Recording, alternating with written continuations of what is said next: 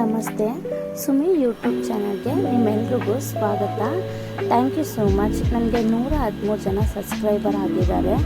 ಈಗ ಸಪೋರ್ಟ್ ಮಾಡ್ತಾಯಿರಿ ಮತ್ತು ನನಗೆ ಇನ್ನೂ ಜಾಸ್ತಿ ಜನ ಸಬ್ಸ್ಕ್ರೈಬರ್ ಆಗೋ ಥರ ನೀವು ಸಪೋರ್ಟ್ ಮಾಡಿ.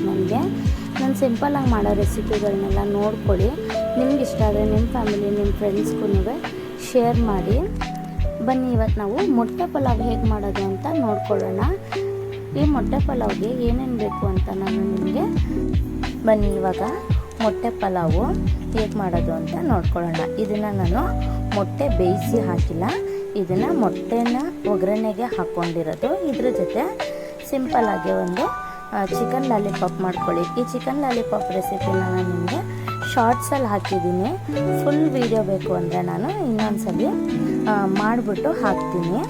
ಇದು ಮೊಟ್ಟೆ ಪಲಾವ್ ನಮಗೆ ಈಗ ಏನು ಮಸಾಲೆ ಬೇಕು ಅಂದರೆ ಚಕ್ಕೆ, ಲವಂಗ, ಶುಂಠಿ, ಬೆಳ್ಳುಳ್ಳಿ ಇದಿಷ್ಟನ್ನ ನಾವು ಆಡಿಸಿ ಎತ್ತಿಟ್ಕೋಬೇಕು. ತುಂಬ ನುಣ್ಣಗೆ ಮಾಡಬಾರ್ದು, ತರ್ತರಿಯಾಗಿ ಆಡಿಸಿ ಎತ್ತಿಟ್ಕೋಬೇಕು. ಅದನ್ನು ಒಂದು ಸೈಡ್ ಎತ್ತಿಟ್ಕೊಂಡೈತೆ. ಇವಾಗ ನಮಗೆ ಒಗ್ಗರಣೆಗೆ ಏನು ಬೇಕು ಅಂದರೆ 1-2 ಹಸಿಮೆಣಸಿನ್ಕಾಯಿ, ಈರುಳ್ಳಿ, ಕೊತ್ತಂಬರಿ ಸೊಪ್ಪು, ಪುದೀನ ಸೊಪ್ಪು ಮತ್ತು ಟೊಮ್ಯಾಟೊ ಇದಿಷ್ಟನ್ನ ನಾವು ಕ್ಲೀನಾಗಿ ಎಲ್ಲ ತೊಳೆದು ಕ್ಲೀನಾಗಿ ಸಣ್ಣದಾಗಿ ಎತ್ತಿ ಇಟ್ಕೊಂಡಿದ್ದೀವಿ. ಮತ್ತು ಈ ರೆಸಿಪಿ ಏನಂದರೆ ನಾವು ಒಗ್ಗರಣೆ ಮಾಡ್ತೀನಲ್ಲ ಅದನ್ನು ನೀವು ಒಂದು ಸ್ವಲ್ಪ ಇಲ್ಲಿ ಕ್ಲೀನಾಗಿ ನೋಡ್ಕೋಬೇಕಾಗುತ್ತೆ. ಯಾಕೆಂದರೆ ಮೊಟ್ಟೆ ಒಡೆದು ಹಾಕೋದು ಹೆಂಗೆ, ಅದನ್ನ ಎಷ್ಟು ಮಟ್ಟಿಗೆ ನಾವು ಬೇಯಿಸ್ಕೋಬೇಕು ಮತ್ತು ಅದಕ್ಕೆ ಯಾವ ಟೈಮಲ್ಲಿ ನೀರು ಹಾಕಬೇಕು ಇದನ್ನೆಲ್ಲ ನೀವು ಸ್ವಲ್ಪ ಇಲ್ಲಿ ಕ್ಲೀನಾಗೆ ನೋಡ್ಕೊಳ್ಳಿ. ನೀವು ವಿಡಿಯೋ ಅರ್ಧದಲ್ಲೇ ಸ್ಕಿಪ್ ಮಾಡಿಬಿಟ್ರೆ ನಿಮಗೆ ಮೊಟ್ಟೆ ಪಲಾವ್ ಯಾವ ಥರ ಮಾಡ್ಕೊಳ್ಳೋದು ಅಂತ ಇದು ನಿಮಗೆ ಗೊತ್ತಾಗಲ್ಲ. ಯಾಕೆಂದರೆ ಈಸಿ ಇದೆ, ಬಟ್ ಒಗ್ಗರಣೆ ಟೈಮಲ್ಲಿ ನೀವು ಒಂದು ಸ್ವಲ್ಪ ಇದನ್ನು ಗಮನ ಇಟ್ಟು ನೋಡ್ಕೋಬೇಕಾಗುತ್ತೆ. 4 ಮೊಟ್ಟೆ ತೊಗೊಂಡಿದ್ದೀನಿ. ಶುಂಠಿ, ಬೆಳ್ಳುಳ್ಳಿ, ಚಕ್ಕೆ, ಲವಂಗ ಪೇಸ್ಟ್ನ ಆಡಿಸಿ ಇಟ್ಕೊಂಡಿದ್ದೀನಿ. ನಾನು ಇಲ್ಲಿ ಎಣ್ಣೆ ಹಾಕ್ಕೋತಾ ಇದ್ದೀನಿ. ವಿಡಿಯೋನ ಅರ್ಧಕ್ಕೆ ಸ್ಕಿಪ್ ಮಾಡಬೇಡಿ, ಫುಲ್ ವಿಡಿಯೋ ನೋಡಿ, ಆವಾಗಲೇ ನಿಮಗೆ ಕ್ಲೀನಾಗಿ ರೆಸಿಪಿ ಹೇಗೆ ಮಾಡೋದು ಅಂತ ಗೊತ್ತಾಗೋದು. ಎಣ್ಣೆ ಹಾಕ್ಕೊಂಡು ಹಸಿಮೆಣ್ಸಿನ್ಕಾಯಿ ಹಾಕ್ಕೊಂಡು ಹಸಿಮೆಣ್ಸಿನ್ಕಾಯಿನ ಇಲ್ಲಿ ಫ್ರೈ ಆಗಕ್ಕೆ ಬಿಟ್ಟಿದ್ದೀನಿ. ಫ್ರೈ ಆದಮೇಲೆ ಈರುಳ್ಳಿ ಹಾಕ್ಕೋಬೇಕು. ಈರುಳ್ಳಿನೂ ಕೆಂಪಗಾಗೋಷ್ಟು ಹುರ್ಕೋಬೇಕು. ಫುಲ್ ಕೆಂಪಗಲ್ಲ, ಹಾಫ್ ಬ್ರೌನ್ ಆಗಬೇಕು, ಅಷ್ಟು ಹುರ್ಕೋಬೇಕು. ಹಸಿ ಇರಬಾರ್ದು. ಹಸಿ ಇದ್ದರೆ ನಿಮಗೆ ಟೇಸ್ಟ್ ಬರಲ್ಲ ಪಲಾವ್ದು. ಅದರಿಂದ ನಾವು ಈರುಳ್ಳಿನ ಕ್ಲೀನಾಗಿ ಇಲ್ಲಿ ಹುರಿದು ಫ್ರೈ ಮಾಡ್ಕೊಳ್ಳೋಣ. ಈರುಳ್ಳಿನ ಹುರ್ಕೊತಾ ಇದ್ದೀವಿ. ಇಲ್ಲಿ ಈರುಳ್ಳಿ ಹುರಿದು ನೋಡಿ, ಎಣ್ಣೆ ಎಲ್ಲ ಹೀಗೆ ಬಿಡ್ತಾ ಇದೆ. ಇದಕ್ಕೆ ಸ್ವಲ್ಪ ಕಸೂರಿ ಮೆಥಿ ಹಾಕ್ಕೋಬೇಕು. ಕಸೂರಿ ಮೆಥಿ ಹಾಕ್ಕೊಂಡು ಫ್ರೈ ಮಾಡಬೇಕು. ಮೆಂತ್ಯ ಸೊಪ್ಪಿದ್ರೆ ನೀವು ಮೆಂತ್ಯ ಸೊಪ್ಪನ್ನೇ ಹಾಕ್ಕೊಳ್ಳಿ, ಕಸೂರಿ ಮೆಥಿ ಅವಶ್ಯಕತೆ ಇರಲ್ಲ. ನೀವು ಮೆಂತ್ಯ ಸೊಪ್ಪು ಇಲ್ಲ ಅಂತ ಹೇಳಿದ್ರೆ ಕಸೂರಿ ಮೆಥಿನ ಹಾಕ್ಕೊಳ್ಳಿ. ಕಸೂರಿ ಮೆಥಿ, ಶುಂಠಿ, ಬೆಳ್ಳುಳ್ಳಿ, ಚಕ್ಕೆ, ಲವಂಗ ಆಡಿಸ್ಕೊಂಡಿರೋಂಥ ಪೇಸ್ಟು. ಈ ಪೇಸ್ಟ್ನ ನೀವು ಅಲ್ಲೇ ಫ್ರೆಶ್ಶಾಗಿ ಮಾಡಿಕೊಂಡು ಫ್ರೆಶ್ಶಾಗಿ ಹಾಕ್ಕೊಳ್ಳಿ. ಹಳೆಯದೆಲ್ಲ ಹಾಕಕ್ಕೆ ಹೋಗ್ಬೇಡಿ.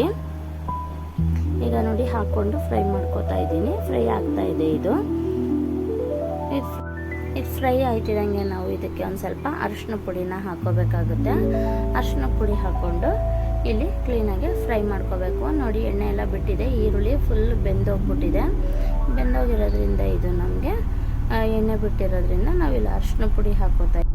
ಅರಿಶಿನ ಪುಡಿನ ಹಾಕ್ಕೊಂಡು ನಾವು ಈರುಳ್ಳಿ ಜೊತೆನೆ ಫ್ರೈ ಮಾಡ್ಕೋಬೇಕು. ಇಲ್ಲಿ ಎಣ್ಣೆ, ಹಸಿಮೆಣ್ಸಿನ್ಕಾಯಿ, ಈರುಳ್ಳಿ ಮತ್ತು ಕಸೂರಿ ಮೆಥಿ ಇಷ್ಟನ್ನು ನಾವು ಹಾಕ್ಕೊಂಡು ಸ್ವಲ್ಪ ಅರಿಶಿನ ಪುಡಿ ಹಾಕ್ಕೊಂಡು ಫ್ರೈ ಮಾಡ್ಕೋತಾ ಇದ್ದೀವಿ. ಇದು ಫ್ರೈ ಆಯ್ತಿದ್ದಂಗೆ ನಾವು ಇದಕ್ಕೆ ಕೊತ್ತಂಬರಿ ಸೊಪ್ಪು ಮತ್ತು ಪುದೀನ ಸೊಪ್ಪನ್ನ ಹಾಕ್ಕೊತಾ ಇದ್ದೀವಿ.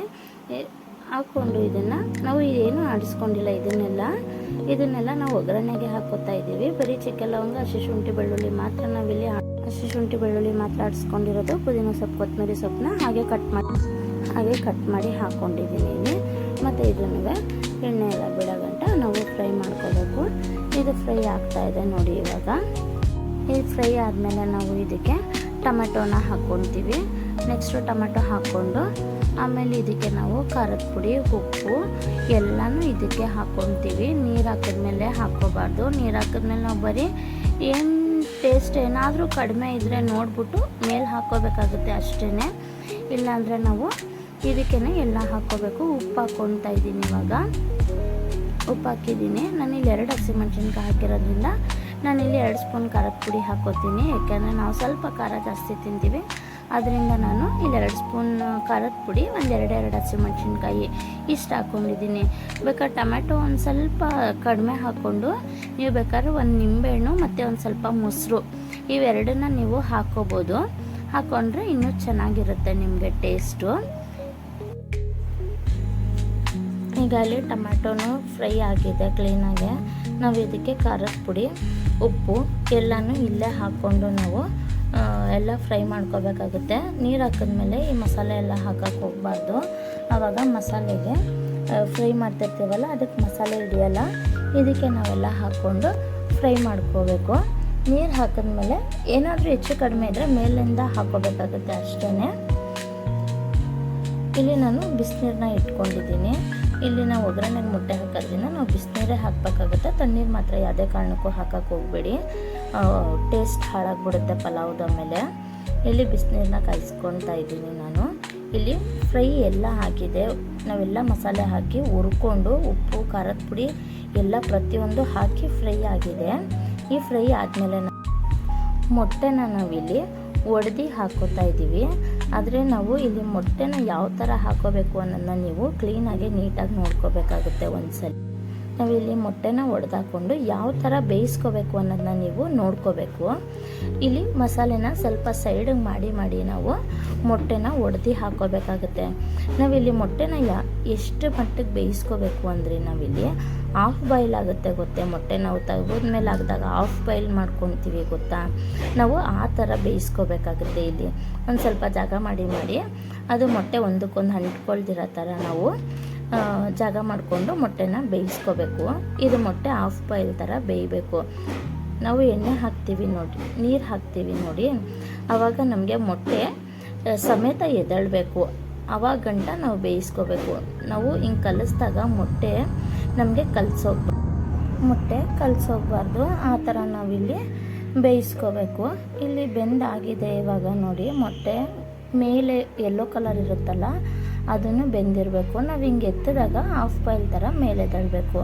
ಈಗ ಅಷ್ಟು ಬೆಂದಿದೆ ನಮಗೆ ನೋಡಿ. ಮೇಲ್ಗಡೆ ಯೆಲ್ಲೋ ಕಲರು ಬೆಂದಿದೆ, ಒಳಗಡೆ ವೈಟ್ ಕಲರು ಬೆಂದಿದೆ. ನಾವೀಗ ಇದಕ್ಕೆ ನೀರು ಹಾಕ್ಕೊತೀವಿ. ನಾವು ಈಗ ನೀರು ಹಾಕ್ಕೊಂಡಾಗ ಈ ಥರ ಮೊಟ್ಟೆ ಎದ್ದೇಳಬೇಕು, ಅದು ಬೆಂದೈತೆ ಅಂತ ಅರ್ಥ. ನಾವು ಬಿಸಿನೀರು ಹಾಕ್ಕೊತಾ ಇದ್ದೀವಿ. ಇಲ್ಲಿ ನೀವು ವಿಡಿಯೋನ ಕ್ಲೀನಾಗಿ ನೋಡಿಕೊಂಡು ಈ ಥರ ಬೇಯಿಸ್ಕೊಂಡೇ ನೀರು ಹಾಕ್ಕೊಳ್ಳಿ. ಆವಾಗಲೇ ನಿಮಗೆ ಪಲಾವು ಕ್ಲೀನಾಗಿ ಆಗೋದು, ಮೊಟ್ಟೆ ಪಲಾವು ಕ್ಲೀನಾಗಿ ಆಗೋದು. ನೋಡಿ ನಾವು ಇಲ್ಲಿ ಕಲಿಸ್ಕೊತಾ ಇದ್ರು ಮೊಟ್ಟೆ ಇಲ್ಲಿ ಕಲಿಸ್ತಾ ಇಲ್ಲ, ಹಂಗಂತ ನಾವು ಜಾಸ್ತಿ ಹಾಕಿ ಕಲ್ಸಕ್ಕೆ ಹೋಗ್ಬಾರ್ದು, ಸಿಂಪಲಾಗಿ ಕಲಿಸ್ಕೋಬೇಕು. ಇಲ್ಲಿ ಈಗ ನೀರು ಬಿಸಿನೀರೇ ಹಾಕಿರೋದ್ರಿಂದ ನಾವು ತೊಳೆದಿಟ್ಟಿರೋ ಅಕ್ಕಿನ ಹಾಕ್ಕೊಳ್ಳೋಣ. ಇಲ್ಲಿ ಇವಾಗ ನಾವು ಅಕ್ಕಿ ಹಾಕ್ಕೊಂಡು ಜಾಸ್ತಿ ಮಿಕ್ಸ್ ಮಾಡೋಕ್ಕೆ ಹೋಗ್ಬಾರ್ದು.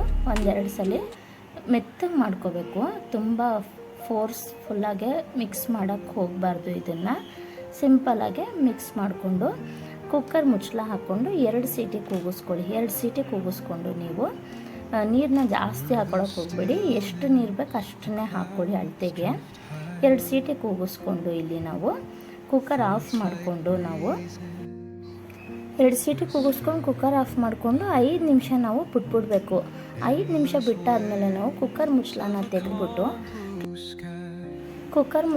ತೆಗೆದುಬಿಟ್ಟು ನಾವು ಮಸಾಲೆ ಒಂದು ಕಡೆ, ಅನ್ನ ಒಂದು ಕಡೆ ಆಗಿರುತ್ತೆ, ಅದನ್ನು ನಾವು ಮಿಕ್ಸ್ ಮಾಡ್ಕೋಬೇಕು. ತುಂಬ ಫೋರ್ಸಾಗಿ ಕಸ್ಕ ಅಂತ ಮಿಕ್ಸ್ ಮಾಡ್ಕೊಳಕ್ಕೆ ಹೋಗಬೇಡಿ. ಕ್ಲೀನಾಗಿ ಮಿಕ್ಸ್ ಮಾಡ್ಕೊಳ್ಳಿ. ಯಾಕೆಂದರೆ ಮೊಟ್ಟೆ ನಿಮಗೆ ಹಾಗೆ ಮಸಾಲೆ ಜೊತೆ ಬೆಂದಿರೋದು ಸಿಗುತ್ತೆ ನಿಮಗೆ. ನೀವು ಅದನ್ನು ಹಂಗೆ ಎತ್ತಿ ಸರ್ವ್ ಮಾಡ್ಕೋಬೇಕಾಗುತ್ತೆ. ನೀವು ಮೊಟ್ಟೆ ಬೇಯಿಸ್ಕೊಂಡು ಹಾಕಿ ಪಲಾವ್ ಮಾಡ್ಕೊಳ್ಳೋ ಟೇಸ್ಟ್ಗೂ ನೀವು ಈ ಥರ ಮೊಟ್ಟೆನ ಒಡೆದಾಕಿ ಪಲಾವ್ ಮಾಡ್ಕೊಳ್ಳೋ ಟೇಸ್ಟ್ಗೂ ತುಂಬ ವ್ಯತ್ಯಾಸ ಇರುತ್ತೆ. ನೀವು ಈ ಥರ ಒಂದ್ಸಲ ಪಲಾವ್ನ ಮಾಡ್ಕೊಳ್ಳಿ. ಇದು ನಿಮಗೆ ತುಂಬ ಟೇಸ್ಟಿಯಾಗಿ ಬರುತ್ತೆ. ನಿಮಗೆ ತುಂಬ ಟೇಸ್ಟಿಯಾಗಿ ಬರುತ್ತೆ. ಮತ್ತು ಇದ್ರ ಜೊತೆಗೆ ನೀವು ಏನಾದರೂ ಚಿಕನ್ ಗೊಜ್ಜು ಏನಾದರೂ ಮಾಡ್ಕೊಳ್ಳಿ.